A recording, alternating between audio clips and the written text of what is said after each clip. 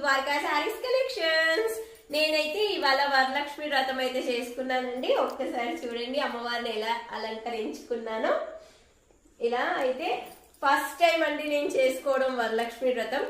ఆ అమ్మవారి ఆశీస్సులు మనందరిపై ఉండాలని, ఎల్లప్పుడూ మనం బాగుండాలి, అందరూ బాగుండాలి, అందరిలో మనం ఉండాలి అని అనుకుందాము.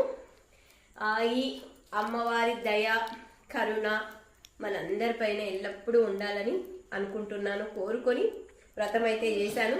మన ద్వారకా శారీస్ కలెక్షన్స్ కూడా మంచిగా డెవలప్ అవ్వాలని మీరు కూడా కోరుకోండి. ఇలాగే ఆదరించండి, ఇలాగే సపోర్ట్ చేయండి. థ్యాంక్ యూ అండి. నమస్తే. ఎలా ఉందో కూడా కామెంట్ చేసి చెప్పండి అమ్మవారి గెటప్.